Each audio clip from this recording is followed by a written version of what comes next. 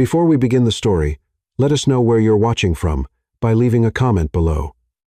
If you enjoy this video, don't forget to like and subscribe. Have a wonderful day. Enjoy the story, everyone. You must be kidding, muttered Ethan, checking his watch for the fourth time in less than 2 minutes. It was his first experience using Uber, and to his impatience, the driver was already late. His BMW had broken down that morning, and with no other option, he had to use the app. That's when a silver Honda, just like the one on the app, stopped at the light right next to him. He didn't think twice. He opened the door, tossed his briefcase in the back seat, and got in like a general heading to battle. Go. Just go, he ordered without even looking at the driver's face. What? Said a woman's voice, a little husky and completely shocked. Come on, lady. Just drive, he replied, typing on his phone. The driver's eyes widened. Her face went pale, and in pure panic, she slammed on the gas. Oh my God, I want to live, she screamed, gripping the wheel with both hands as if she were fleeing for her life. Ethan dropped his phone. Hey, why are you screaming like that? Because you're robbing me, you lunatic, she cried, glancing at him through the mirror. I just stopped at the light. Help! Oh God! I'm what? He shouted, now panicking too. I'm not robbing you. Aren't you my Uber? Uber? I work in an office. Then why did you stop in front of the coffee shop like a rideshare car? Because there was a red light. Oh, for heaven's sake. She pulled the car over to the shoulder with a jolt that almost made Ethan choke on his own shout. They stared at each other in silence for 3 seconds. The engine was still roaring. Embarrassment filled the air. All right, he finally said with a sigh. That was confusing. Confusing? You barged into my car, told me to just go, and almost gave me a heart attack. I nearly called the police. Ethan scratched the back of his neck, trying to stay composed. The truth was, now that the adrenaline was fading, he realized just how funny the whole thing was. Okay, it was a mistake. He smiled. A misunderstanding. All right, a misunderstanding that could have ended in a lawsuit. And believe me, I know how these things work. I work in a law office. He froze. Really? Really? You're lucky I don't carry a weapon. Ethan laughed. You know what? You're right. I'm sorry. I was running late, saw the car, thought it was my Uber, and jumped in without thinking. It was an impulse. He paused. But since you work at an office and seem to be heading downtown, would you mind giving me a ride? At this point, the Uber has probably canceled anyway. Sophie huffed, still upset, but there was something in his expression, or maybe in the absurdity of the situation, that made her give in. Fine, but only because you look like a lost fool. I may be lost, but I'm not a fool. I'm Ethan. He extended his hand. I'm Sophie. And let's be clear. If you try anything suspicious, I'll crash this car into a pole. I've already been traumatized enough for today. During the ride, they teased each other. Sophie explained she was late because her sister had turned off her alarm. Ethan mentioned he hated public transportation. She called it rich people drama. He called her lightning driver. They laughed. They complained about traffic, and for a brief moment, they forgot the madness that had started their morning. When they reached the tall, mirrored building of Carter and Lee Law, Ethan pointed, Here it is. The firm where I work. Really? Sophie stopped the car smoothly. I work here too. His eyes widened. You've got to be kidding. No, I'm Victor's assistant. He works on the 8th floor. I'm a partner. And I've never seen you there. Well, I've never seen a lawyer jump into random cars in the middle of the street either. And yet, here we are. Ethan looked at her for a moment, intrigued. Sophie, thank you for the ride and for the near-death experience. It was unforgettable. She laughed. Thank me by buying me a coffee sometime, but next time you better get into the right car. He got out, and as he climbed the steps to the entrance, he couldn't resist looking back. Sophie was still in the car, laughing to herself. He smiled. Definitely unforgettable. Ethan spent the entire morning trying to focus on the contracts on his desk, but his mind kept drifting back to that brown-haired woman who had almost scared him to death and to laughter just a few hours earlier. Every time he thought about her terrified face yelling, I want to live, he let out a quiet chuckle that made his secretary, Linda, raise a concerned eyebrow. Mr. Brooks? Linda appeared at the door for the 3rd time. Are you all right? Do you need anything? I'm great, Linda. Better than ever, actually. She looked at him as if he had completely lost his mind and walked away, shaking her head. Ethan didn't care. He was far too curious to know more about Sophie, Victor's assistant, who drove like she was in a police chase and had the sharpest tongue he'd come across in years. When lunchtime came, Ethan decided to take a walk through the hallways before heading out. Pure coincidence, of course. It had absolutely nothing to do with the chance of running into Sophie again. Absolutely nothing. Walking down the 8th floor, also a coincidence since Victor worked there, Ethan heard a familiar laugh echoing down the hall. He slowed his pace and saw Sophie at the center of a small group of employees, gesturing animatedly as she told a story. So I said to the client, "Sir, you want to sue your neighbor because her cat pooped in your yard? Fine, but just know you'll be known as the cat poop lawsuit guy for the next 5 years." Sophie mimicked a deep, pompous voice. He gave up right then. The group burst out laughing. Ethan hid behind a column, watching in fascination. Sophie was naturally funny, spontaneous, and held everyone's attention without even trying. Nothing about her was forced or calculated. The complete opposite of the people he usually spent time with, who measured every word as if they were in a business meeting. "Sophie, you're terrible," laughed Clara from accounting. "Poor Mum, poor nothing." Sophie rolled her eyes. "You didn't see the size of the fence he wanted to build just because of a cat. Looked like he was preparing for an alien invasion." Ethan couldn't help it and let out a loud laugh. Everyone turned to look at him. Sophie's eyes widened when she saw him. "Well, look who decided to show up," she said, crossing her arms with a mischievous smile. "The man who breaks into other people's cars." "Hey, that was a misunderstanding," Ethan said as he walked closer, trying to seem casual. "And from what I've heard, you've got way more embarrassing stories than I do." "My stories don't involve accidental kidnapping. Technically, you kidnapped me. I just got in the car." The group watched their back and forth like it was a tennis match. Clara whispered something to the colleague beside her, who covered her mouth to keep from laughing out loud. "Oh, sure." Sophie pretended to be offended. "It's my fault for driving my own car. It's your fault for speeding like you were in Formula 1. I sped up because I thought you were a criminal. A very well-dressed criminal. At least." Sophie gave him a once-over, eyeing his perfectly tailored suit, well-dressed, maybe, but still suspicious. The group laughed again, and Ethan felt a strange satisfaction at managing to get that smile out of her. Sophie had a unique way of teasing, direct but not cruel, smart but not arrogant, and she definitely didn't treat him with the usual reverence he got from other employees at the firm. "All right, I'm going to lunch," Sophie announced, grabbing her purse before another lost lawyer decides to kidnap me. She walked past Ethan, giving him a playful nudge on the arm. "Try not to get into the wrong car again, okay?" And she headed down the hall, leaving Ethan standing there with a goofy smile on his face. What he didn't notice was Victor watching the whole scene from the other end of the corridor, leaning against his office doorframe. He had caught every glance, every laugh, every second of that exchange, and he didn't like what he saw, especially the spark in Ethan's eyes when he looked at Sophie. Victor knew that look. He had seen it before in meetings whenever Ethan set his sights on an important case or a promotion he wanted. It was the look of someone who had found his next goal, and that was a problem because Victor had feelings for Sophie, feelings he never had the courage to express, but that grew quietly each day they worked together. With every laugh of hers, every moment she showed her sharp intelligence and contagious good humor. "Mr. Victor," Sophie appeared next to him, coming back from the elevator. "I forgot my wallet. Are you all right? You look worried." "I'm fine, Sophie." He forced a smile. "Just thinking about the afternoon cases." "Oh, the construction company lawsuit. I sorted all the documents you asked for. They're on your desk, organized by date. Perfect as always." Sophie smiled and stepped into the office to grab her wallet. "Sophie," he said, moving closer, "when you get back from lunch, can we review the Piton Associates contracts? Something urgent came up." "Of course, Mr. and Victor." She answered right away. "Anything you need." When Sophie walked out of the room with Victor by her side, Ethan was standing in the hallway talking with another lawyer. "Good lunch, Sophie," Ethan said with a smile that never reached his eyes. He nodded. "Ethan," Victor replied in the same tone. Sophie looked from one to the other, feeling a strange tension in the air, but not quite able to tell what it was. "Well, I'll be going then. See you later." She stepped away, leaving the two men staring at each other. Ethan was the first to break the silence. "Victor, I hope there's no problem with me talking to Sophie." "Problem?" Victor adjusted his glasses. "Why would there be a problem with you talking to my assistant?" The emphasis on the word "my" was subtle, but Ethan caught it right away. "No particular reason. I just wanted to be sure we're all professional here. We've always been, Ethan. Always."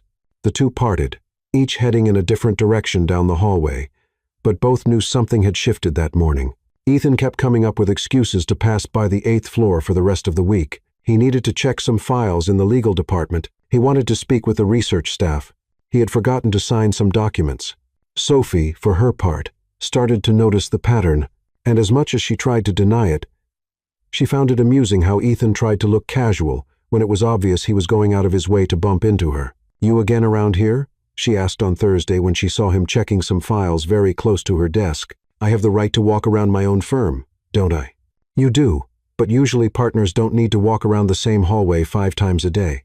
Ethan pretended to be offended. 5 times? It was at most 3. It was 7. "I counted." He laughed, defeated. "Fine. You caught me." "Ethan Brooks." Sophie stood up and crossed her arms. "You're arrogant, inconvenient, and clearly have nothing better to do." Ethan waited for the but. There was always a but when someone started a sentence like that. "But," she continued, and he smiled. "You're also funny, and I've kind of gotten used to your mysterious appearances." "Kind of gotten used to me?" "Don't let it go to your head." From then on, the teasing between them became part of the routine. Ethan would show up with some flimsy excuse to be on the 8th floor. Sophie answered with sharp remarks about his dedication to work. He called her kamikaze driver. She called him lost partner. And Victor watched it all, feeling the knot in his stomach tighten with every shared laugh, every lingering glance, every moment he noticed Ethan managing to make Sophie smile in a way he never had. The atmosphere on the 8th floor was definitely heating up, and everyone knew something was about to happen. The following Monday, Ethan decided he had wasted enough time with excuses. It was time for a more direct approach. After all, he was Ethan Brooks. When he wanted something, he got it. And what he wanted now was Sophie working for him. At least, that's what he told himself. He found Sophie in the break room making a coffee that smelled far too good to be the kind the firm provided. "Good morning, Sophie. Special coffee today?" "Good morning, Ethan," she answered without looking at him, stirring in sugar a little harder than necessary. "Yes, I brought it from home. The coffee here tastes awful." "Interesting. Have you always been this detail-oriented?" Sophie finally looked at him, suspicious. Ethan Brooks making small talk about coffee in the break room. "That's new. What do you want?" He laughed. He had to admit he liked how direct she was. "I want to make you an offer. If it's for more driving lessons, the answer is no." "Better than that." Ethan stepped closer, taking on his most professional stance. "I want you to come work with me as my personal assistant." Sophie almost dropped her cup. "What?" "You heard me. Personal assistant. Double your current salary, better benefits, access to more important cases. A real career." Sophie stared at him for a long moment, as if trying to figure out whether he was serious or if this was some kind of elaborate joke. "Ethan, did you hit your head when you got out of my car?" "I'm serious, Sophie. Double the salary. Triple it. And it would still be no." Ethan blinked, surprised. "Triple? Not everyone gets an offer like that, and not everyone turns it down. But I am." "Why?" "It's an incredible opportunity. Because I'm loyal to Victor. He gave me a chance when no one else would. He taught me everything I know about corporate law. He treated me with respect from day one. I can treat you with respect too, Ethan." Sophie zegt, "You're offering me money to abandon my boss. That's not respect. That's just fancy bribery." "It's not bribery. It's business. Maybe for you, for me, it's about character." Ethan felt a pang of something he couldn't quite name. Admiration, frustration, maybe both. "Sophie, you're passing up a once-in-a-lifetime opportunity. I'm passing up the chance to become the kind of person who betrays someone who trusts her just for money. And you know what? I'm glad to miss out on that." That was when Victor appeared in the doorway of the break room. From the look on his face, it was obvious he had overheard at least part of the conversation. "Ethan." Victor's voice was controlled, but there was a coldness Sophie had never heard before. "May I have a word with you?" Sophie looked from one to the other, feeling the tension in the air. "I'll go back to my desk," she murmured, grabbing her coffee and leaving quickly. The two men were left alone in the break room. Victor closed the door. Stealing employees now? Victor adjusted his glasses, a habit Sophie knew as a sign of nervousness. "Stealing is a strong word, Victor. I'd say I'm offering opportunities." "Opportunities," Victor repeated with a smile that never reached his eyes. "How considerate of you to think about Sophie's professional development. She's talented. She deserves more than just organizing your files." "My files?" Victor's voice rose. "Ethan, Sophie is not just organizing files. She drafts contracts, does complex legal research, meets with clients. She's learning more with me in a year than she would in 5 years as your personal assistant. Being a partner's personal assistant is a very respected position. A personal assistant who fetches coffee and schedules meetings. Please, Ethan. We both know what you're doing.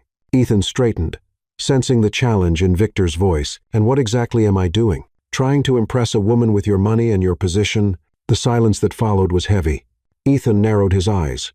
Victor, you're getting involved in matters that are none of your business. Sophie has worked for me for 2 years. Her matters are my matters for now. What do you mean, for now? Ethan smiled, but it was a cold smile. I just said, things can change. People change their minds, especially when they realize they're limiting their own possibilities. Victor took a step forward. Ethan, I'll say this only once. Leave Sophie alone. Or what? Or you'll find out that not everyone in this firm is impressed by your last name and your bank account. Ethan laughed, but there was no humor in it. Victor, you're forgetting who you're talking to. I'm talking to someone who is trying to use power and money to get what he wants. And that, Ethan, doesn't impress me one bit. Good to know. Because I'm not trying to impress you. They stared at each other for a few more seconds. Victor was the first to move, opening the break room door. This conversation is over. Yes, Ethan agreed. Adjusting his tie. It's over. But both knew the conversation was only just beginning. In the days that followed, the tension in the office became tangible. Employees noticed that Victor and Ethan, who used to keep a cordial professional relationship, now barely greeted each other in the hallways. Ethan kept showing up on the 8th floor, but now his visits had a less subtle purpose. He praised Sophie's work out loud, mentioned interesting cases coming up in his department, and always found a way to make it clear his offer was still on the table. Sophie, he said on a Wednesday, walking by her desk, that report on corporate mergers you did last week was excellent, very insightful. Thank you. She replied without looking up from the documents. You have a natural talent for strategic analysis. It's rare to find someone with your business intuition. Sophie finally looked at him. Ethan, you're doing this on purpose. Doing what? Being, I don't know, complimentary. You were never like this before. Maybe I was just slow to realize how good you are at what you do. Or maybe you're trying to convince me to accept your offer by using a different strategy. Ethan smiled. You know me well.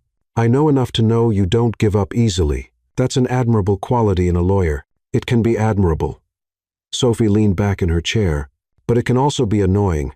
Annoying how? Like when you keep pushing for an answer that's already been given. Victor, who was leaving his office, had witnessed the whole exchange. He walked over to Sophie's desk with a serious expression. Sophie, I need you to review the Anderson Inc. contracts.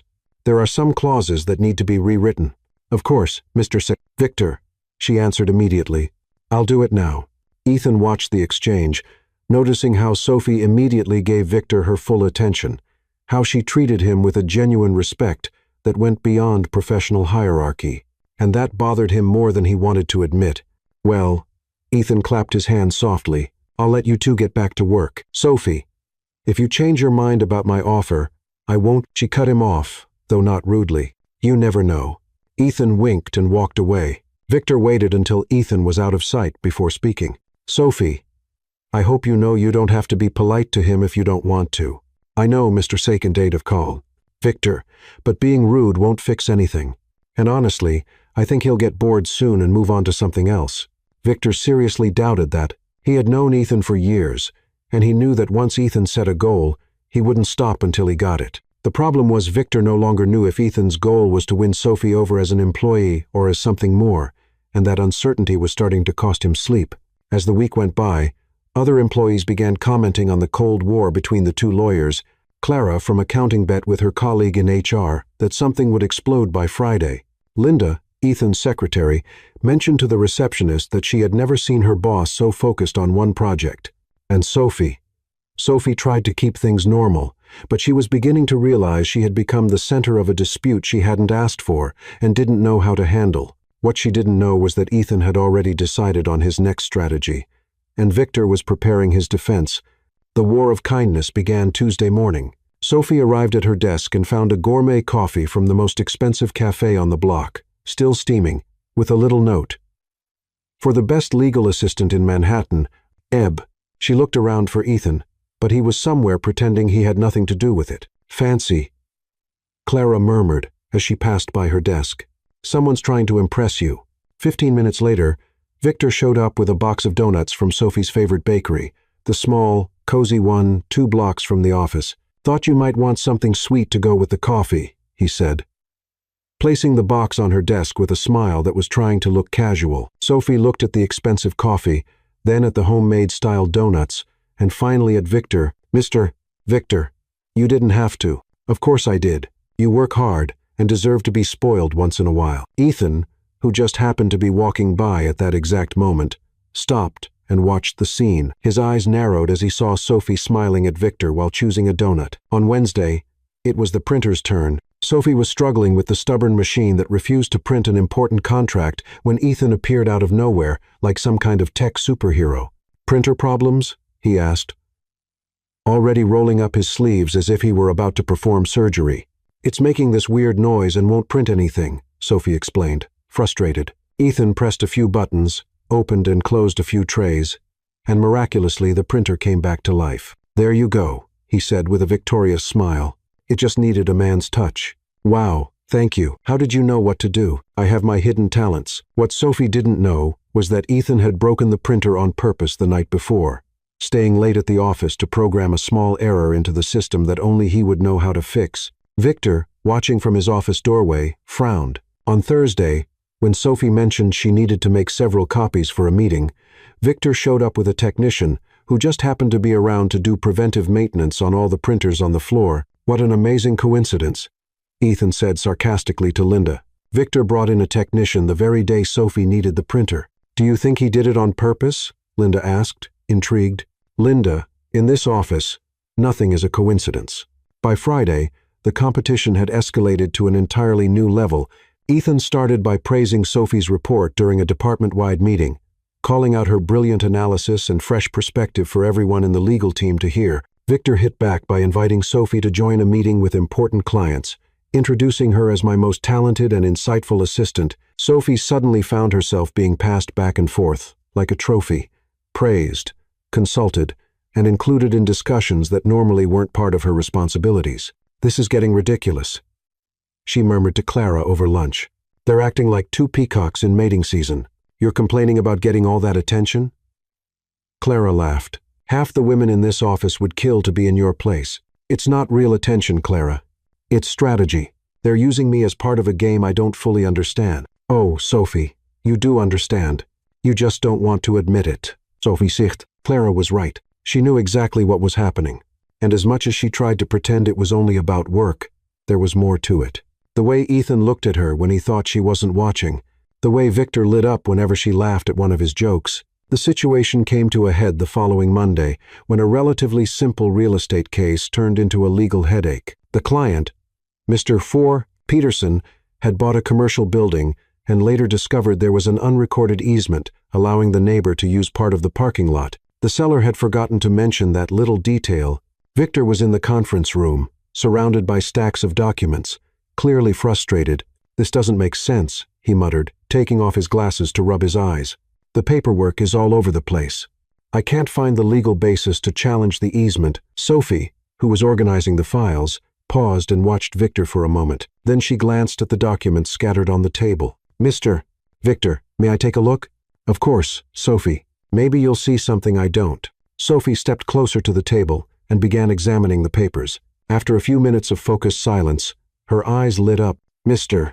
Victor, did you check the date of the original easement?" "Of course, it's here. 1987. "And when was the last land survey done?" Victor searched through the documents. 1995. "Why? Because if we look at this 1995 map and compare it with the description of the 1987 easement, Sophie placed 2 documents side by side. The area described in the easement no longer exists. It was changed during the 1995 renovation." Victor looked at the documents, then at Sophie, then back at the documents. "Sophie, are you saying—" "I'm saying the easement refers to a space that was physically altered, making it technically invalid. Mr. Peterson can challenge it based on the physical impossibility of fulfilling the original terms." Victor was silent for a long moment, then began to smile. "Sophie, that's brilliant. Absolutely brilliant. Do you think it could work?" "Could it work? It'll solve the entire case." Victor stood up and, on impulse, hugged Sophie. It was quick, professional. But Sophie felt something different in it, an admiration that went beyond respect for her work. On the other side of the conference room glass, Ethan was watching the whole scene. He saw the moment of discovery, saw Victor hug Sophie, saw the genuine happiness in both their eyes, and he felt a stab of jealousy that surprised him with its intensity.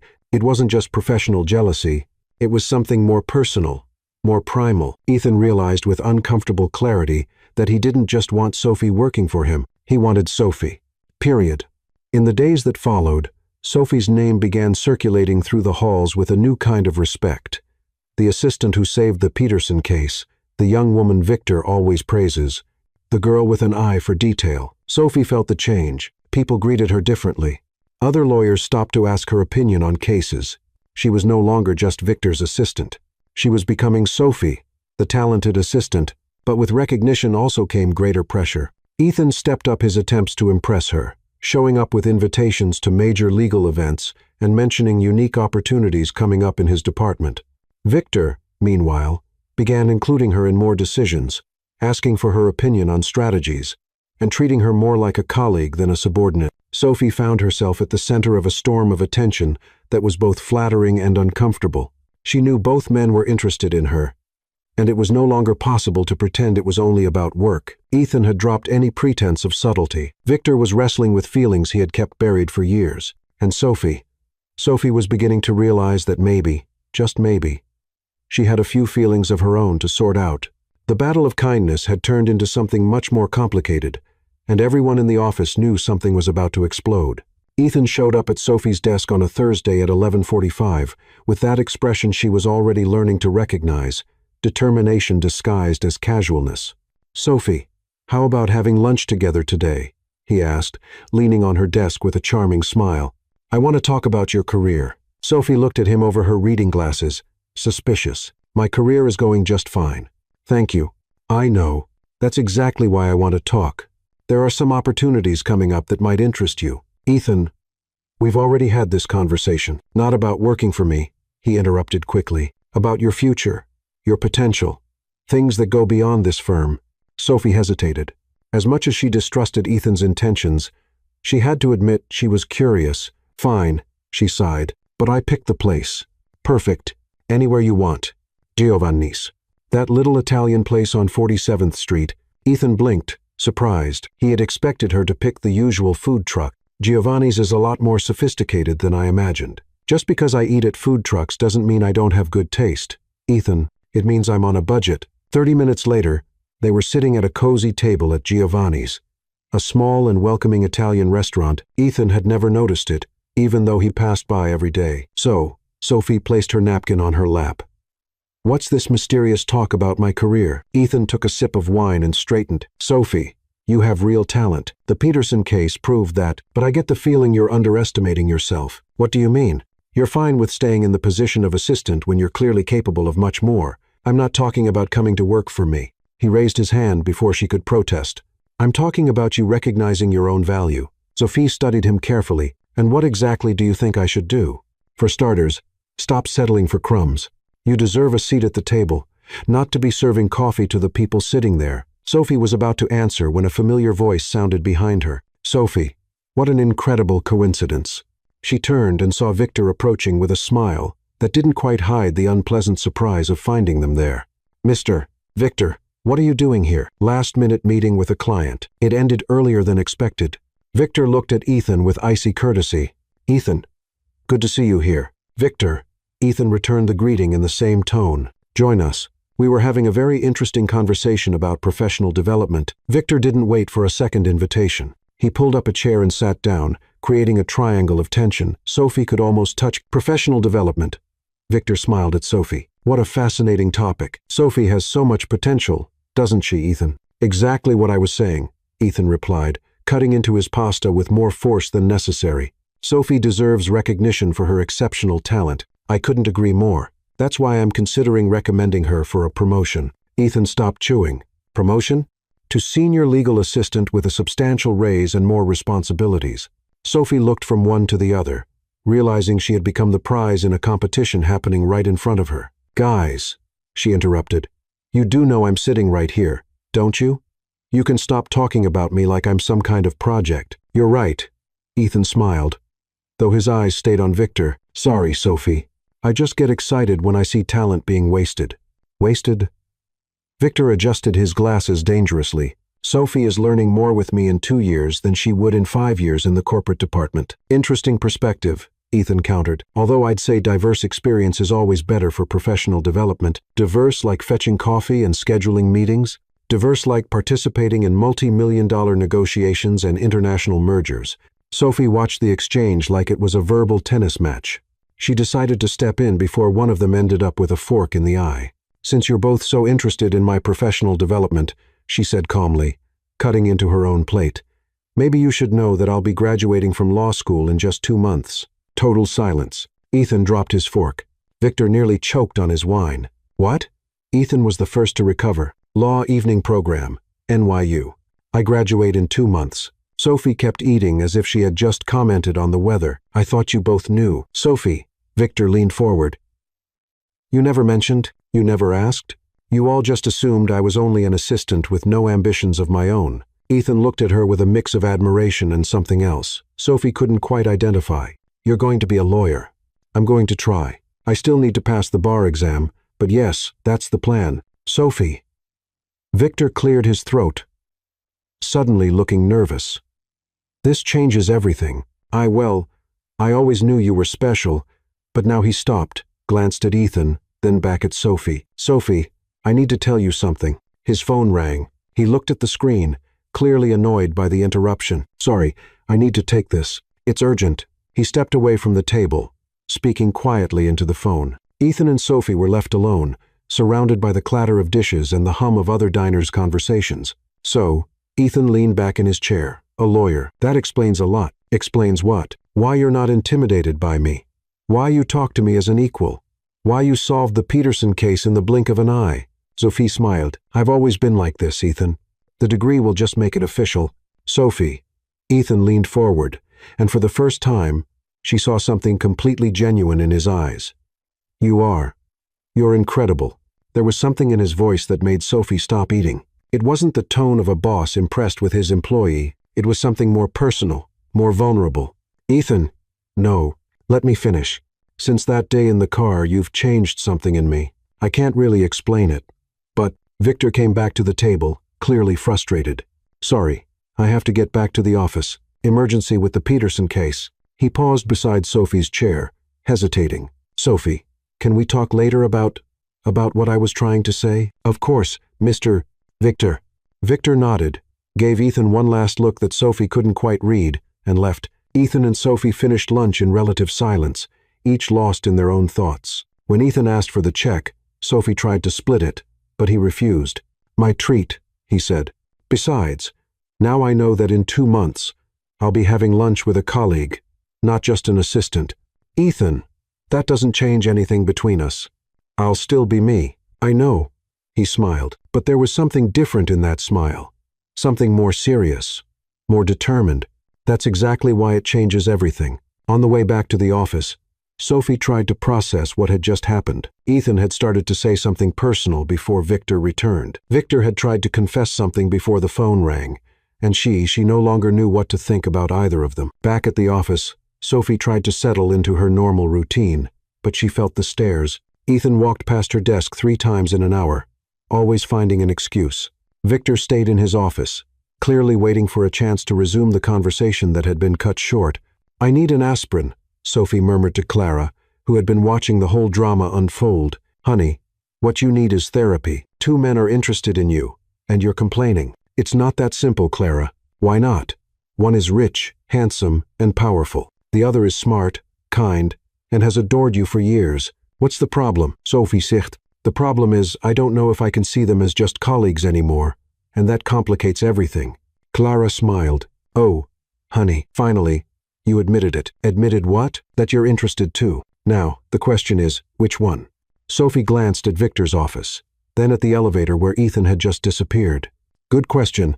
A question she still didn't have an answer to. Monday started like any other until Charles King III, senior attorney and walking ego, managed to turn what should have been a simple preliminary hearing into the legal equivalent of the Titanic. The case, Nelson versus Cybertech, was the firm's biggest that quarter, an intellectual property dispute involving $50 million. Charles, in his infinite wisdom, had decided to improvise during the hearing and ended up admitting inadvertently that his client had used proprietary code without authorization. In other words, he had practically handed the case to the opposing side on a silver platter with a golden bow. The main conference room was in a state of public disaster. 6 senior attorneys, including Ethan and Victor, were gathered in an atmosphere that felt more like a funeral than a strategy meeting. How does someone manage to mess things up this badly? Ethan rubbed his temples. It was just a preliminary hearing. Charles said he felt the moment. Victor adjusted his glasses with resignation. Apparently, the moment told him to confess. "We're bankrupt," groaned Margaret Nelson, the lawyer in charge of the intellectual property department, $50 million down the drain because Charles decided to be spontaneous. Sophie was in the corner of the room, quietly organizing the documents she had prepared for the meeting. Technically, she wasn't supposed to be there. Assistants didn't attend crisis meetings, but Victor had insisted she bring all the case files. There has to be something. Ethan was pounding the table in frustration. Some loophole. Some precedent. Ethan, there's nothing. Margaret cut in. Charles admitted to unauthorized use in a public hearing with reporters present. It's in the official record. What if we challenge the court's jurisdiction? Suggested Lucas. Another partner. Based on what? Victor sighed. The case falls squarely within jurisdiction. Procedural error? There was no procedural error. There was Charles being Charles. Sophie kept organizing the papers, but she was listening to every word. She knew that case better than anyone else in the room. She had spent weeks organizing every document, every precedent, every technical detail, and she had noticed something no one else seemed to have seen. Maybe, she murmured, more to herself than to the group. Sophie? Margaret looked at her. Did you say something? All eyes turned to her. Sophie felt her cheeks flush, but she took a deep breath. Well, maybe there's a way out. Ethan raised an eyebrow. What do you mean? Sophie stepped up to the table, spreading out some documents. Charles admitted to using the code, right? But did he specify which version of the code was used? Sophie, Margaret said, that doesn't matter. Code is code. Actually, Sophie went on, ignoring the interruption, it does matter because if we look here, she pointed to a document. Cybertech registered 3 different versions of that code. Version 1, 0 inches, 2019. 2, 0 inches, 2021. And 3, 0 inches, 2023. So, what? Lucas asked impatiently. Sophie grabbed another document. So, our client, Nelson Industries, developed a similar code, independently, in 2020. It's all documented here. She spread out a series of papers, development records, internal emails, programmer's notes. The room went silent. Ethan leaned forward. Go on. If Charles never specified which version of the code was used, and if Cybertech is assuming it was the most recent version, we can argue that our client only used elements they developed independently, which just happened to resemble Cybertech's version 1. Ling. Victor took off his glasses and looked at her with growing admiration. Sophie, are you suggesting? I'm suggesting that technically there was no intellectual property violation because the elements in question were developed simultaneously by both parties. It's a case of parallel development, not theft. Margaret picked up the documents and started flipping through them quickly. My God, she murmured. The dates match. Everything is documented. But Charles admitted the use. Lucas began. Charles admitted to using Cybertech code. Sophie quoted from memory. He didn't specify it was stolen code. If we prove they were developed simultaneously, the use was coincidental, not intentional. Ethan was staring at Sophie as if she had just raised someone from the dead. This could work. It will work. Victor stood up, energized. Sophie, this is brilliant. Absolutely brilliant.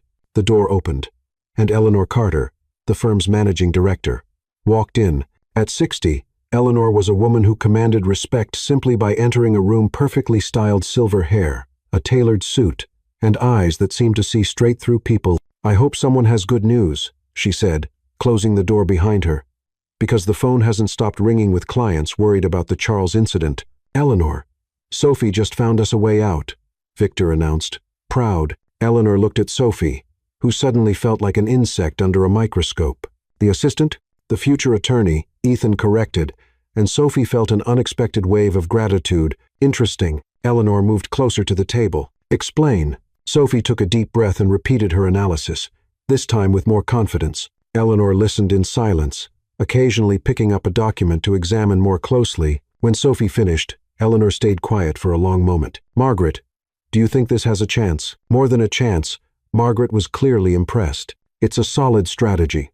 Creative, but solid. Victor, you've trained your assistant well. Actually, Victor smiled, I think she's trained me. Eleanor looked at Sophie again. How old are you? 24, ma'am. Any prior legal experience? Only what I've learned here, ma'am. And law school? New. I graduate in 2 months. Eleanor nodded slowly. Sophie, you just saved a $50 million case. Congratulations. Thank you, Mrs. Carter. Now, everyone out. I need to make some calls to put this strategy in place before it's too late. Sophie, you stay. Ethan and Victor exchanged worried looks, but had no choice except to leave. Sophie was alone with the most powerful woman in the firm.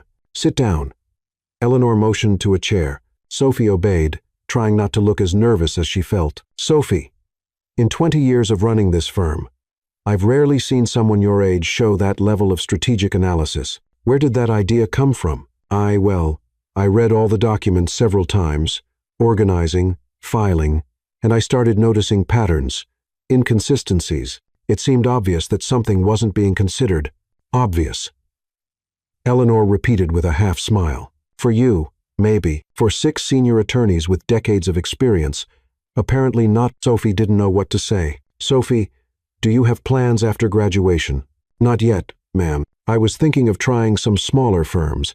Building experience. How about building experience here? Sophie blinked. What do you mean? I mean, as a junior attorney working directly with me. The silence that followed was broken only by the muffled sound of phones ringing outside. I'm Mrs. Carter. I don't know what to say. Say you'll think about it, but don't take too long. Talent like yours doesn't come around every day. Eleanor stood up. Now go. I have to save this case using your brilliant idea. Sophie left the office slightly unsteady. In the hallway, she found Ethan and Victor waiting anxiously. Well? Victor asked immediately. What did she want? Ethan stepped closer. Sophie looked at the 2 men, still processing what had just happened. I think I just got a job offer. Ethan and Victor exchanged a look, both realizing at the same time that Sophie would no longer be just the assistant they were competing for. In 2 months, she would be an attorney. And now, apparently, she would be an attorney working directly with Eleanor Carter. The game had completely changed, and neither Ethan nor Victor knew what the rules were anymore. The next morning, Sophie was still processing the events of the previous day when Linda appeared at her desk with a solemn expression. Sophie, Mrs. Carter wants to see you in her office. Now, Eleanor's office was on the top floor, a place Sophie had visited only once in 2 years at the firm to deliver urgent documents. It was a sanctuary of efficiency and elegance, with a panoramic view of Manhattan and a desk that looked as though it had been carved from a single ancient tree.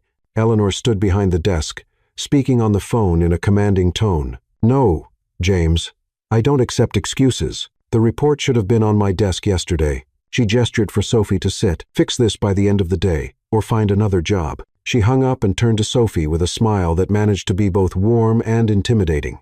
Sophie, thank you for coming. Coffee? No, thank you, Mrs. Carter. Eleanor. You can call me Eleanor. Sophie blinked, surprised. In the hierarchy of Carter and Lee, Eleanor was practically divine. People like Sophie didn't call her by her first name. Make yourself comfortable. Eleanor settled into the armchair across from Sophie, stepping away from the formality of the desk. I want to talk with you about yesterday. If I did something wrong, on the contrary. Eleanor interrupted with a genuine smile. You did everything right. More than right. In fact, you saved a case that was lost. And you did it with a precision and elegance that impressed even me. Sophie felt her cheeks warm. I just noticed some inconsistencies in the documents. Sophie, you just minimized a strategic analysis that 6 senior attorneys completely missed. That's not just noticing inconsistencies. That's genuine talent. Eleanor leaned back in the chair, studying Sophie carefully. Tell me about yourself, your story, your goals. What brought you here? Sophie hesitated for a moment, then began to speak. She told her about growing up in Queens, about working part-time during college, about choosing law because she wanted to make a difference in the world. Eleanor listened attentively, asking focused questions that showed she was genuinely interested. And why did you choose to stay here as an assistant for 2 years instead of looking for opportunities at other firms? Victor, Sophie answered without hesitation. He gave me a chance when no one else would. He taught me everything I know about corporate law. I owed him that. Eleanor nodded, clearly approving of the response. Loyalty is a rare quality these days. But Sophie, there comes a time when loyalty can become a limitation to your own growth. What do you mean?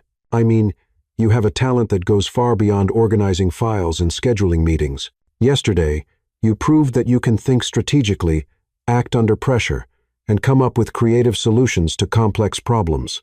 Those are the qualities of a top lawyer, not of an assistant. Sophie felt her heart race. Miss Carter, Eleanor, what are you saying?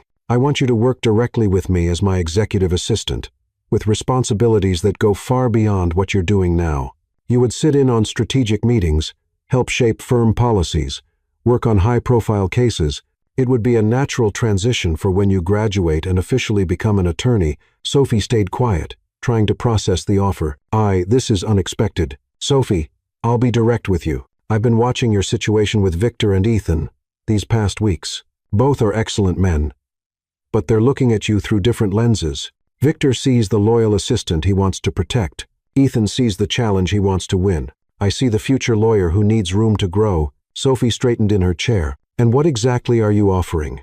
I'm offering you the chance to be seen for what you really are, a talented professional with unlimited potential. Working with me, you'll gain exposure to the most strategic aspects of the firm, networking with major clients, and experience that will prepare you to become a partner one day. Partner? Sophie almost choked. Why not? If you keep showing the kind of insight you did yesterday, I see no reason you couldn't get there in a few years.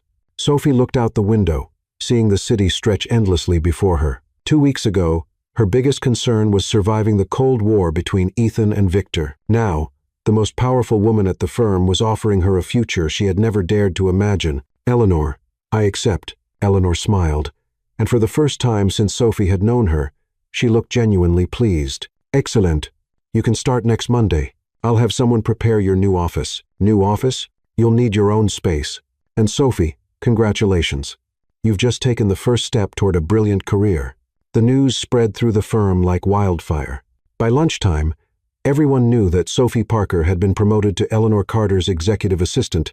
Ethan heard it from Linda, who heard it from Eleanor's secretary, who had seen Sophie leaving her boss's office with a radiant smile. Victor found out when Sophie came into his office to talk. Mr. Victor, she knocked on the door, stepping in with a look that was both determined and apologetic. I need to speak with you. Victor looked at her and immediately knew something had changed. There was something different in Sophie's posture, a new confidence that hadn't been there yesterday. Of course, Sophie. Sit down. I'd rather stand. This is official. Victor felt his stomach tighten. Sophie, what happened? Eleanor offered me a position as her executive assistant. I accepted. Total silence. Victor took off his glasses and carefully cleaned them, a habit Sophie recognized as a sign that he was processing something difficult. I see, he finally said. And when does this start? Next Monday. That's very soon. Victor. Sophie stepped closer to his desk. I want you to know this decision has nothing to do with our partnership. You've been an incredible mentor to me. You taught me everything I know. But you need to think about yourself. Victor finished with a sad smile. Sophie, I understand. I really do. You're not angry? Angry? Victor gave a humorless laugh. Sophie, I'm proud. You're doing exactly what you should be doing. It's just that I'll miss you more than I should. Sophie felt a pain in her chest, but held firm. Victor, you'll always be special to me, but I have to do this. I need to think about my future. I know, he sighed. And you're right. Ethan, on the other hand, didn't take the news nearly as gracefully. She did what? He practically shouted at Linda, who had made the mistake of casually mentioning Sophie's promotion. Mr. Brooks, are you all right? Ethan ran a hand through his hair, messing it up for the first time since Linda had known him. Eleanor Carter. Of course, it would be Eleanor Carter. Sir? Nothing, Linda. You can go. Ethan was left alone in his office, staring out the window without really seeing anything. He had completely underestimated Sophie. He thought he could win her over with charm and financial offers. But she had chosen something he couldn't give. genuine professional respect, and a real opportunity to grow, and that bothered him more than he cared to admit. In the days that followed, Sophie's transformation was visible to everyone. She walked through the halls with her head held high, greeted colleagues with a new confidence, and when Ethan or Victor tried to speak with her, she answered with professional courtesy, but without the familiarity she once had. "Sophie." Ethan intercepted her on Friday near the elevator. "Congratulations on the promotion." "Thank you, Ethan. Can I invite you for a coffee to celebrate?" Sophie looked at him calmly. "Ethan, I appreciate the invitation, but I think it's better if we keep our relationship strictly professional from now on. I have a meeting with Eleanor in 5 minutes. Excuse me." She stepped into the elevator, leaving Ethan standing there, realizing he had lost something he hadn't even known he wanted so badly. That night, Ethan stayed late at the office, thinking Sophie was no longer the assistant he could impress with power and money. She had become a respected professional with her own goals and her own path. If he wanted any chance with her, and he was beginning to realize he wanted it desperately, he would have to find an entirely different way to approach her. He would have to figure out who Ethan Brooks really was beyond the last name in the bank account. And for the first time in years, that scared him as much as it excited him. Within 2 weeks, Sophie Parker had become a force of nature inside Carter and Lee Law. Her new office on the 15th floor, small but with a view of Central Park, had turned into a destination for junior lawyers seeking advice, secretaries needing approvals, and clients who had heard of the brilliant young woman working with Eleanor. Sophie discovered she had a natural talent for navigating corporate politics. She managed to be firm without being rude, authoritative without being arrogant, and she kept her sense of humor. Even when dealing with egos the size of skyscrapers, she told her friend over lunch, "Yesterday, I had to explain to a millionaire client why he can't sue the Atlantic Ocean for being too wet." "You're joking." "I'm not. He slipped on a private beach and wants to hold someone responsible. He suggested the ocean should come with a warning that water is wet." Clara laughed so hard she nearly choked on her sandwich. "And how did you handle it?" "I told him we'd look for precedents in cases against bodies of water." He got excited, thinking we were actually going to do it. "Sophie, you're terrible." "I'm strategic."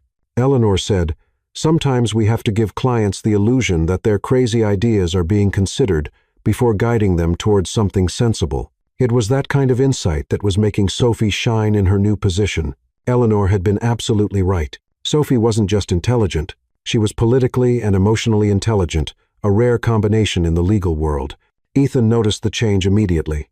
Sophie no longer walked through the halls like an assistant, trying not to bother anyone.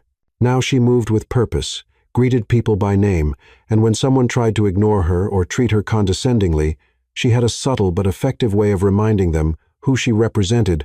On Wednesday, Ethan saw her put a senior attorney from another department in his place. "Miss Parker," the man had said in a patronizing tone, "I'm sure Eleanor doesn't want to be bothered with minor details like travel budgets." Sophie replied with a sweet smile that never reached her eyes. "Eleanor specifically asked me to review all budgets over $1,000, and I see here that you're requesting a presidential suite for 5 nights in Las Vegas for a 1-day legal conference.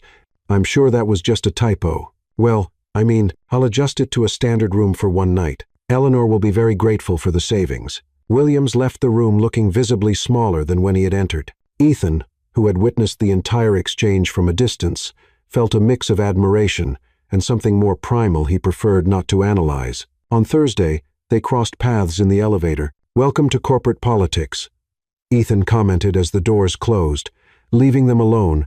"I saw you handle Williams yesterday." "I wasn't handling anyone," Sophie replied, though there was a playful sparkle in her eyes. "I was just giving a lesson on budget efficiency." With a smile that could freeze hell. "You noticed my smile?" she asked, turning to look straight at him. Ethan felt something tighten in his chest. There was teasing in her tone, but also something more serious. Sophie wasn't shying away from personal conversations with him anymore. "I notice a lot of things about you, Sophie." "Careful, Ethan. That almost sounds like a genuine compliment." "Maybe it is." The elevator stopped on her floor. Sophie stepped out, but turned back before the doors closed. "Ethan?" "Yes?" "You've changed, too." "What do you mean?" "I haven't figured it out yet, but you have." The doors closed, leaving Ethan alone with a strange feeling in his stomach. Meanwhile, Victor was going through the stages of professional grief. Sophie tried to stay in touch. She'd stop by his desk sometimes, ask about cases, leave little notes about their inside jokes. But there was a distance now that hadn't been there before. "How are you adjusting to the new position?" he asked on a Friday when she stopped by to drop off some documents. "Good. Eleanor is an amazing mentor. I'm learning so much." "I'm glad for you," Victor said, and he really seemed to mean it. "You deserve every good opportunity that comes your way." "Victor," Sophie hesitated, "I hope you know our friendship hasn't changed." "It has, Sophie, and that's okay. You've grown.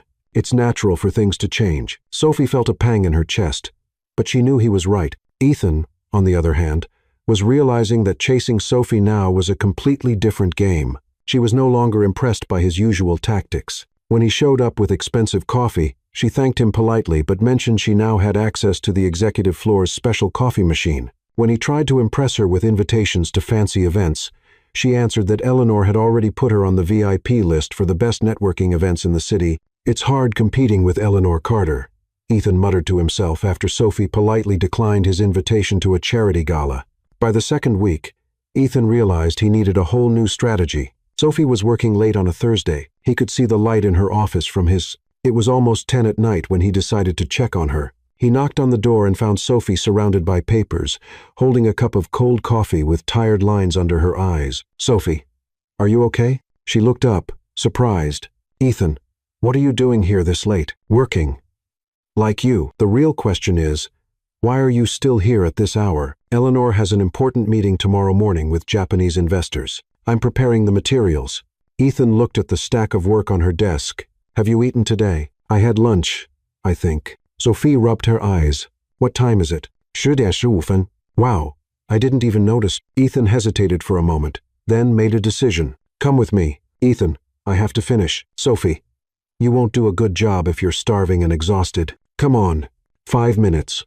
She gave him a doubtful look, but fatigue won over resistance. 5 minutes. Ethan led her to the executive floor's pantry and started searching through the fridges. Aha. He pulled out a paper bag. Eleanor's leftover lunch. Gourmet salad. Still good. "Ethan, I can't eat Eleanor's food." "Yes, you can. She always orders too much and leaves half. It's practically an unofficial policy." Sophie laughed, despite her exhaustion. "How do you know that?" "Because I work late sometimes too. And because I paid attention to her habits when I was trying to impress you." "When you were trying to impress me?" Ethan froze, realizing he had revealed more than he intended. Well, Ethan Brooks." Sophie stepped closer with a little smile he couldn't quite read. "Are you telling me you studied Eleanor just to impress me?" "Maybe. That's kind of pathetic. Thanks for the brutal honesty. But it's also kind of sweet." Ethan looked at her, trying to figure out if she was teasing him or being serious. "Sophie." "Ethan. Can I ask you something?" "Of course. Why are you really here? And don't tell me it's about work." Ethan stayed silent for a long moment, looking at Sophie, her hair slightly messy, blouse wrinkled from the long day, but her eyes still sharp and alert. "Because you're different from anyone I've ever met, and because I can't stop thinking about you, and because, honestly, I don't even know if I'm still trying to win you over, or if I've already been won." Sophie blinked, clearly not expecting that much honesty. "Ethan, you don't have to say anything now. Just think about it, okay?" He walked to the door, then turned back. "And Sophie, eat that salad. Eleanor's going to need you at your best tomorrow." Sophie was left alone in the break room, holding the salad and trying to process what had just happened. Ethan Brooks had just shown himself vulnerable, and for the first time since she had met him, Sophie found that more attractive than all the arrogant confidence in the world, maybe Clara was right. Maybe the game really had changed. Sophie's graduation day came on a sunny Friday in May, and Carter and Lee Law decided it deserved a proper celebration. Eleanor had organized a small reception in the main conference room, complete with French champagne, elegant canapes, and a cake that cost more than Sophie's monthly rent. Half the firm was there, from partners to interns, all curious to see the official rise of the young woman who had saved the Nelson case and won Eleanor Carter's respect. Sophie arrived straight from the graduation ceremony, still in her black gown and carrying her diploma as if it were made of pure gold. Her parents had already gone home. They had to work on Saturday, but Sophie didn't mind. Her real professional family was there. Everyone. Eleanor tapped her champagne glass lightly, drawing the room's attention. "I'd like to make a quick toast." The room fell into respectful silence. Sophie felt her face flush as every eye turned to her. Sophie Parker came to us 2 years ago as a dedicated assistant. Today, she graduates with a Doctor of Law degree from NYU. And I can say with confidence that this firm has gained not only an attorney, but a future leader. Polite applause spread through the room. Sophie smiled, trying not to look as moved as she felt. Sophie has shown not only exceptional technical skills, but also the wisdom and judgment that separate good lawyers from great ones. And I'm pleased to announce that, starting Monday, she will officially be promoted to junior associate, working on high-profile cases alongside our senior team. This time, the applause was more enthusiastic. Clara shouted, "Go, Sophie!" from the back, earning laughter all around. Sophie laughed too, feeling for a moment like the star of a movie where everything works out in the end. Ethan watched from a corner of the room, trying to keep a neutral, professional expression but failing miserably. There was pride in his eyes, and something else Sophie couldn't quite define. When their eyes met, he raised his glass in a silent salute. Victor was there too, but he kept a respectful distance. He clapped sincerely when Eleanor finished her speech. Though Sophie caught the trace of sadness in his expression, she made a mental note to speak with him later. She didn't want her professional rise to cost her a friendship she valued. And now, Eleanor concluded, let's celebrate properly. Sophie, congratulations. You deserve every bit of recognition you're receiving. The rest of the afternoon went by in a blur of congratulations, handshakes, and conversations about future cases. Sophie found herself being introduced to important clients, discussing legal strategies as an equal, and being consulted on matters that, just that same morning, would have been far above her role. It was both exhilarating and terrifying. Around 6:00 the evening, as the reception was winding down and people began to leave, Ethan walked up to her. "Dr. Parker," he said with a wry smile, "may I steal a few minutes from your busy schedule?" "Dr. Brooks," she answered in the same tone. "I think I can fit you in between my important appointments." "How generous. So, how do you plan on celebrating your first night as an officially minted lawyer?" Sophie thought for a moment. "I'll probably just go home, order a pizza, and watch some awful movie on Netflix. Nothing glamorous." "Interesting." Ethan tilted his head. "May I suggest an alternative?" "Depends. Does it involve fancy restaurants and networking talk?" "On the contrary, it involves cheap pizza and objectively terrible movies." "I thought we could celebrate the old-fashioned way." Sophie looked at him in surprise. Ethan Brooks, suggesting cheap pizza. "Are you feeling all right? Maybe I'm trying something new." "So, what do you say? Want to celebrate your JD in the most anticlimactic way possible?" Sophie laughed. There was something about Ethan's suggestion that was at once unexpected and perfectly fitting for her mood. "You know what? I'm in, but I get to choose the movie." "Deal. But if you pick some sappy romantic comedy, I'll have to reconsider our professional partnership." "Ethan, you clearly don't know me well enough. I only watch 80 seconds action movies with questionable budgets, and even worse, special effects." Now I'm genuinely intrigued. 2 hours later, they were at Ethan's apartment, which was exactly what Sophie had expected. Minimalist, expensive, and with a view that probably cost more than the GDP of some small countries. Ethan had kept his promise. Pizza from a local place Sophie never imagined he even knew about, soda from a vending machine, and a movie called Explosive Command 3, The Revenge, that looked like it had been made with a $500 budget and a lot of courage. "This is artistically questionable," Ethan remarked, watching a scene where the main character apparently defeated 10 ninjas using only a rubber hammer. "It's a masterpiece," Sophie defended, stealing a slice of pizza. "Look at this completely impossible physics.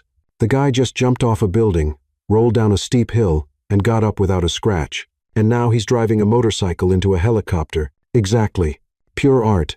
Ethan laughed, and Sophie realized she had never seen him truly relaxed like this. No flawless suit, no professional posture, no need to impress anyone. He was wearing jeans and a simple t-shirt, his hair slightly messy, and he looked normal, human. "Can I ask you something?" Sophie said during an especially long commercial break. "Of course. Why did you suggest this? Pizza and a bad movie don't really seem like your style." Ethan hesitated, fiddling with the soda bottle label. "Do you remember our first meeting? I mean, our first misunderstanding, when you got into my car thinking it was an Uber and I almost scared you to death?" "Exactly. That day, you told me we came from different worlds. You, food truck. Me, fancy restaurants. And you were right. Sophie studied him carefully. And, Ethan continued, I realized I like your world better than mine. There was something in his voice that made Sophie stop pretending to pay attention to the movie. Ethan, Sophie, can I be honest with you? Always. When I first met you, you were a challenge, something I wanted to win over because I couldn't have it easily. But at some point, I don't even know exactly when, you stopped being a challenge and became you. Sophie felt her heart race. What do you mean? I mean, I don't want to win you over anymore. I want to know you. I want to know what terrible movies you like, what kind of pizza you prefer, how you look when you really laugh. They were sitting on the couch, close enough for Sophie to feel the warmth radiating from him. Ethan turned to look directly at her. Sophie?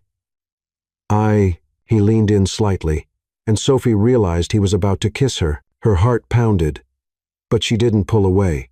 On the contrary, she leaned toward him. Then, at the last second, Ethan stopped. I shouldn't, he murmured, pulling back slightly. Why not? Sophie asked, surprising herself with her own boldness. Because when I kiss you, and just now he had said when. Not if I want it to be because you want it, not because it's a special night or because we're caught up in the moment. Sophie looked into his eyes and saw something she had never seen in Ethan Brooks before. Real vulnerability. Ethan, Sophie, you've changed everything for me. I don't know yet exactly what that means. But I know I want to find out with you. If you want to. They stayed quiet for a moment, the awful movie playing in the background, creating a completely unsuitable soundtrack for a moment that felt far too important for words. I think I should go, Sophie said at last, but without any urgency. I think so too, Ethan agreed, but didn't move.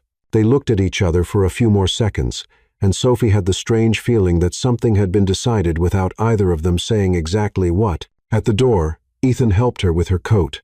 Sophie? Yes? Congratulations. Truly. You're going to be an incredible lawyer. Thank you. And Ethan? Yes? Thank you for the most normal night I've had in months. She walked away, but not before lightly touching his arm. Ethan stood at the door, watching her step into the elevator. When the doors closed, he leaned his forehead against the wall and smiled. The game had definitely changed. Now, the question was no longer who would win over whom. It was who would have the courage to confess first. Ethan spent 3 days planning the perfect dinner. A table set with porcelain dishes his mother had insisted he buy and that he never used, imported candles that cost more than a junior associate's monthly salary, French wine from a vintage the seller swore was transcendental, a carefully chosen playlist with soft jazz that wasn't too romantic or too obvious. He had rehearsed the invitation 3 times in the mirror before going to find Sophie on Monday. Sophie, would you like to have dinner with me on Thursday? He had asked, trying to sound casual while leaning against her office doorframe. Dinner as in talking about cases, or dinner as in actual dinner? She asked, looking at him over her reading glasses. Dinner, as in, I want to spend time with you without talking about work even once. Sophie smiled. All right, but nothing too fancy, okay? I don't want to feel like I'm at a job interview. I promise it'll be relaxed. Ethan lied shamelessly. On Thursday at 7, Ethan was checking the table for the 10th time when the doorbell rang. He took a deep breath, smoothed his shirt, and opened the door, ready to impress Sophie with his sophistication. Sophie was standing in the hallway, holding a Tony's pizza box and a bottle of orange juice. Hi, she said with a mischievous smile. I brought something for dinner. Ethan blinked, trying to process the scene. Sophie, you brought pizza, Tony's Pizza, the best in Manhattan, and juice, because I know you probably bought wine too expensive for me to even pronounce. Ethan looked at the pizza, then the juice, then at Sophie, and started laughing. You did this on purpose? Maybe. She walked past him into the apartment. Wow, Ethan, this place looks like a decorating magazine. How many candles did you light? Just a few. There are at least 20 candles. Ethan, you're going to set the building on fire. I just wanted it to feel romantic. Sophie laughed and stopped when she saw the table set with all the pomp and circumstance. Ethan, this is beautiful, but you know I'm going to feel terrible eating pizza out of a box at this table, right? Ethan looked at his perfect table, then at Sophie with her squashed pizza box and grocery store juice, and made a decision. You know what? You're right. He picked up the porcelain plates, the crystal glasses, and started putting everything away. What are you doing? Improvising. 5 minutes later, they were sitting on the living room floor, eating pizza straight from the box, drinking juice from regular glasses, surrounded by cushions Ethan had pulled off the sofa. This is so much better, Sophie said, grabbing a slice of pizza. Much more. Us? We have a style? Apparently, we do. Chaotic, but comfortable. Ethan laughed, realizing she was right. There was something about this improvised version of dinner that felt more real than all the elegance he had planned. Sophie, can I ask you something? Of course. Why did you bring pizza? Really? Sophie chewed thoughtfully before answering. Because I wanted to see what you'd do. If you'd get annoyed, or if you'd try to pretend everything was fine, or if I'd throw the whole plan out and eat pizza on the floor with you. Exactly. And which answer were you hoping for? Honestly, Sophie smiled. This one, they talked for hours. Ethan told her about growing up with impossible expectations, about never knowing if people liked him or just his last name. Sophie shared how she had worked since she was 16 and about her dream of making a difference in the world through law. Remember when you got into my car? Sophie laughed, grabbing another slice. How could I forget? You drove like you were running from the FBI. I was terrified.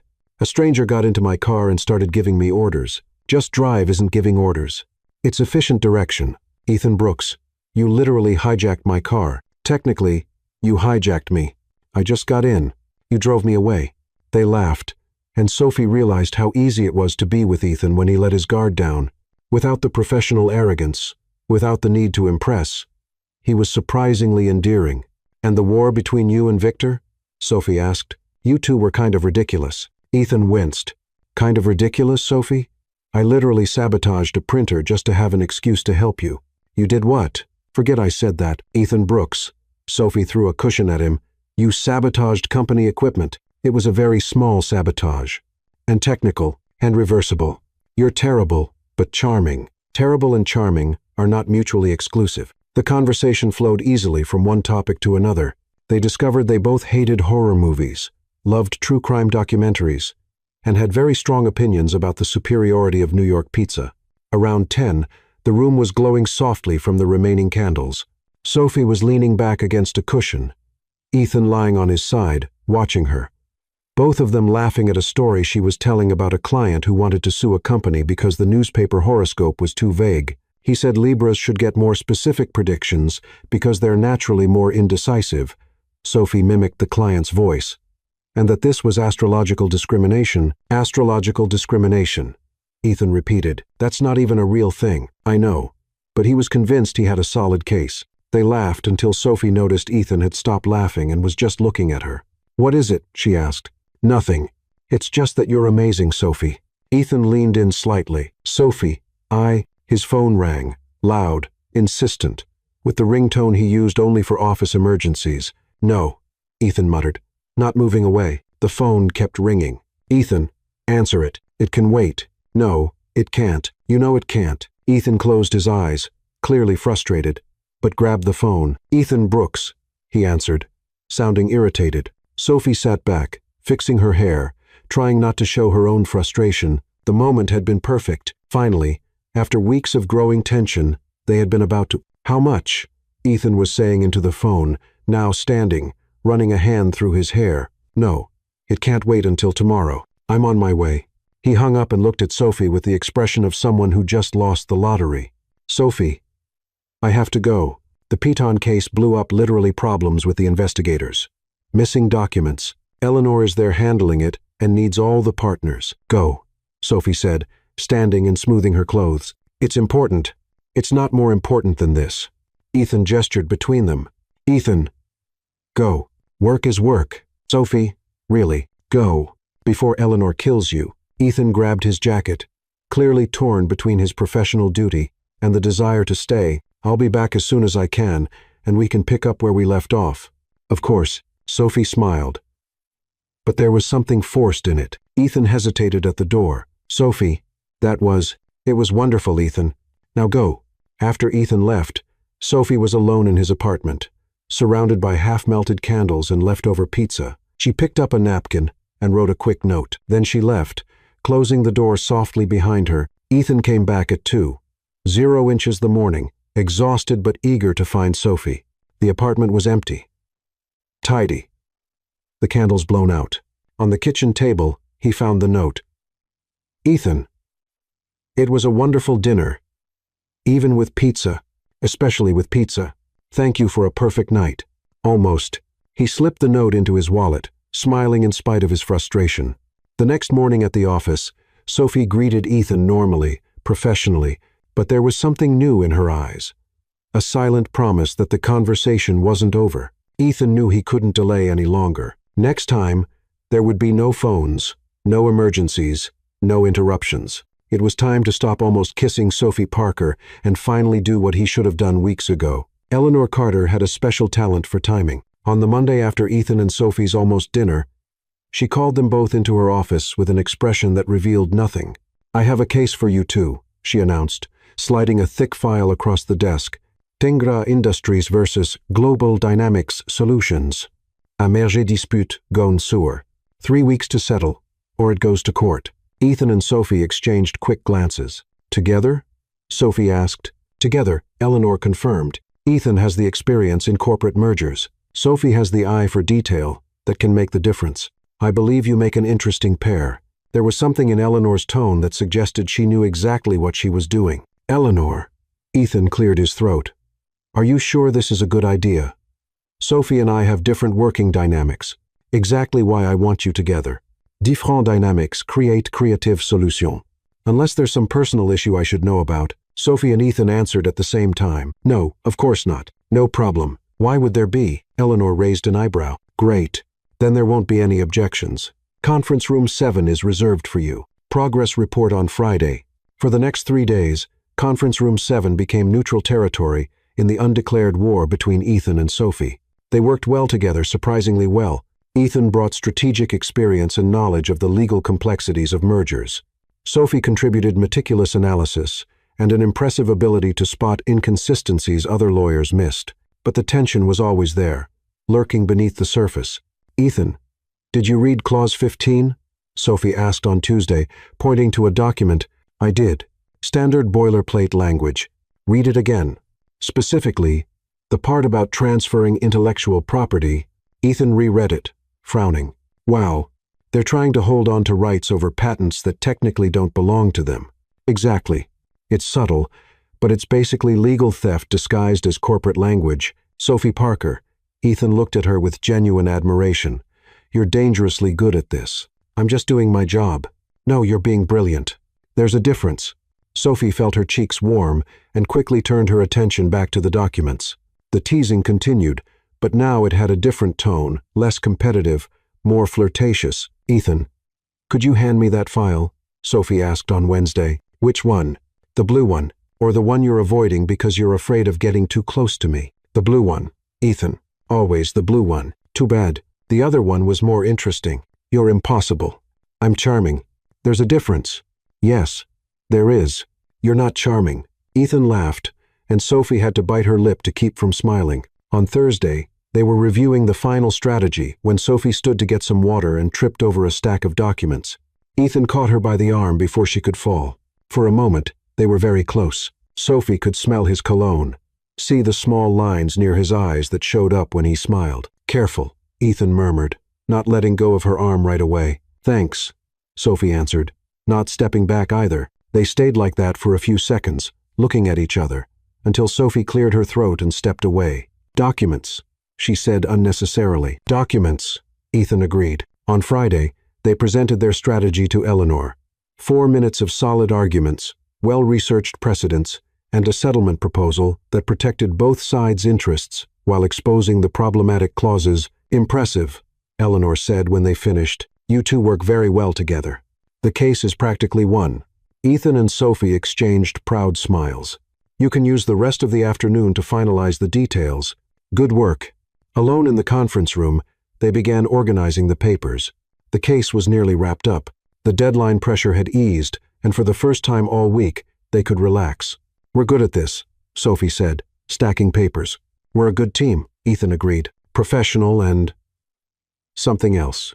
Sophie stopped sorting documents. "Ethan." "Sophie, I need to tell you something." She turned fully to look at him. "What?" Ethan took a deep breath, like someone about to jump out of a plane. "When I first met you, you were a challenge. Someone I wanted to win over because, well, because I always got what I wanted. And you were different?" Sophie didn't say anything, just listened. "But at some point," Ethan went on, running a hand through his hair, It stopped being about winning you over and became about you, about the way you laugh when you think no one's watching, about how focused you get when you're solving a complex problem, about how you never back down from a fight, but you're never cruel. He stopped, looking straight into her eyes. Sophie, I fell in love with you with the smart, strong, funny, completely impossible woman you are, and I've never met anyone like you. Sophie stayed quiet for a long moment. Ethan started to get nervous. Sophie, can you say something? Anything? She smiled. A calm, knowing smile. Ethan Brooks, I already knew. What? I already knew you were in love with me. And you know what? I was just waiting for you to stop stalling and finally say it. Ethan blinked. You knew? Ethan, you sabotaged office equipment to impress me, planned elaborate dinners, brought gourmet coffee every day for a week, and you thought you were being subtle? I thought I was being charming. You were being obvious, adorably obvious. And you? Ethan moved closer. What do you feel? Sophie stepped closer, too. I think you'll have to find out. Ethan didn't need more encouragement. He leaned in and kissed her. Really? Kissed her this time. No hesitation, no interruptions, no games. Sophie responded immediately, as if she'd been waiting for that moment for weeks. The kiss was everything Ethan had imagined and more sweet, but with an intensity that made his heart race. When they pulled back, they were both smiling. So, Ethan murmured, still holding her face, does this mean you're in love with me too? It means you finally figured it out. Sophie Parker, you're impossible. Ethan Brooks, so are you. They laughed and kissed again. On the other side of the glass wall of the conference room, Victor walked by, carrying some files.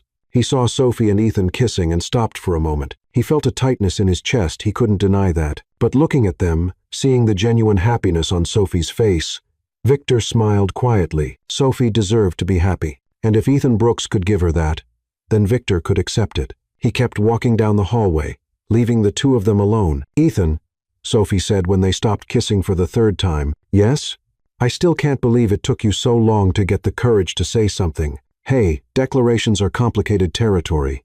I wanted to be sure I wouldn't mess everything up. Mess it up? How? Like, I don't know. What if you had said you only saw me as a colleague or thought I was just some arrogant fool? Sophie laughed. Ethan, you are an arrogant fool. But now, you're my arrogant fool. Technically, I think that means we're dating now. Technically, I think so. Good. Ethan pulled her closer. Because I have plans for us. What kind of plans? The kind that involve pizza, terrible movies, and lots of time to make up for all the moments. I almost kissed you, but didn't. Sophie smiled. Ethan Brooks, you're finally speaking my language. 6 months later, Ethan called Sophie into an urgent meeting on a Friday at 6. 0 inches the evening. Ethan, what kind of urgent meeting happens at 6 on a Friday? Sophie protested when he showed up at her office. I have plans with Clara tonight. It's about the Nelson case. Important développement. Main conference room. 5 minutes. Sophie sighed, saved the document she was working on, and followed him down the hall. This better be truly important, she muttered. Clara will kill me if I cancel our happy hour again. Ethan opened the door to the main conference room and motioned for her to go in first. After you, Counselor Parker. Sophie walked in and stopped immediately. The room was transformed. Rose petals covered the floor, small candles gave off a warm glow, and the walls were decorated with photos, pictures of the two of them from the very beginning. There was a picture of Sophie's silver Honda parked outside the cafe, taken the day after the incident. A photo of them arguing passionately during the Tengra case, both gesturing dramatically. A photo of Sophie's office the day of her promotion. Even a terrible, blurry photo Clara had secretly taken of them kissing in the break room. Ethan, Sophie whispered, covering her mouth with her hands. What is this? This? Ethan stood in the middle of the room. Is our story. He pointed to the first picture. It started with you thinking I was a criminal. Then, to another, continued with you proving me completely wrong about everything. And finally, the last one. It led here, where I realized the most amazing woman I've ever met was right in front of me the whole time. Ethan got down on one knee in the middle of the rose petals, pulling a small velvet box from his pocket. Sophie started laughing and crying at the same time. Ethan Brooks, you are completely crazy. About you, he finished. Sophie Parker, you are the best mistake I ever made. Will you marry me? Sophie looked at the ring, simple, elegant, perfect, then at Ethan, kneeling in what was supposed to be a corporate meeting room, but which he had turned into something magical. Yes, she said, laughing through her tears. Yes, of course, yes. Ethan stood up and kissed her, lifting her off the floor as rose petals flew around them. Wait. Sophie pulled back for a second. There's no urgent Nelson case, is there? There is. The case of Ethan Brooks versus the chance of losing the love of his life because of a lack of courage. You're impossible. I'm engaged. Big difference. 3 months later, they were married in an elegant garden on Long Island, surrounded by colleagues from the firm, Sophie's friends from college, and even a few clients who had become close over the years. Eleanor Carter, dressed in a flawless pink suit, officiated the ceremony. Apparently, she was licensed to perform weddings. One of my many hidden talents, she had explained. We are here today, Eleanor began, to celebrate a union that proves sometimes the best relationships start with the worst misunderstandings. The crowd laughed, especially Clara, who had heard the story of the carjacking about 50 times. Victor sat in the third row, wearing his best suit and holding a suspiciously small package. Over the months, he had become one of the strongest supporters of Ethan and Sophie's relationship, often telling anyone who would listen how he had seen their chemistry from day one. Ethan, Eleanor continued, you may recite your vows. Ethan took a deep breath, looking at Sophie in her simple but stunning dress. Sophie, when I first met you, you were running away from me at 60 miles per hour. Ironically, that's when I knew I wanted to spend the rest of my life trying to catch up with you. I promised to love your intelligence, your humor, your ability to put me in my place when I need it, and most of all, your extraordinary gift of turning the worst days into something funny. Sophie was crying again. I also promise never to get into the wrong car again, Ethan added, making everyone laugh. And I promise that no matter where life takes us, I'll always want you in the driver's seat. Sophie. Eleanor turned to the bride. Your vows? Sophie wiped her tears and smiled. Ethan, you came into my life in the most literal way possible by getting into my car without warning. And since then, you've entered every part of my life the same way, unannounced, a little clumsy, but always making everything better and more interesting. Ethan laughed. I promise to laugh at your bad jokes, eat pizza on the floor when you want to be strangely romantic, and always remind you that you can be a brilliant lawyer and still a total mess at the same time. I love you exactly as you are, too confident, too charming, and way too mine. Eleanor declared them husband and wife, and they kissed to enthusiastic applause. During the reception, Victor came over with his gift. For both of you, he said, handing them a small box. Sophie opened it and found an Uber keychain with the words, "It all started with a mistake engraved on the back. Victor." Sophie laughed, hugging him. This is perfect. It seemed fitting. He smiled. After all, if Ethan hadn't gotten into the wrong car, you two would never have met. Actually, Ethan corrected, if Sophie hadn't stopped at the wrong light. Ethan Brooks, Sophie interrupted. Don't start that argument at our wedding. Yes, Mrs. Ride. Brooks. Wow, that sounds strange. You'll get used to it. Later, as they danced their first dance as husband and wife, Sophie whispered in Ethan's ear, You know you'll never need Uber again, right? Ethan smiled, spinning her gently. Why is that? Because now I only want to travel with you anywhere. Ethan pulled her closer. Sophie Brooks, you are still the most certain thing that's ever happened to me. Even if it all started as a mistake, especially because it started as a mistake, they danced under the stars, surrounded by friends and family, celebrating a love story that had begun with shouting and grown into something they both knew would last forever.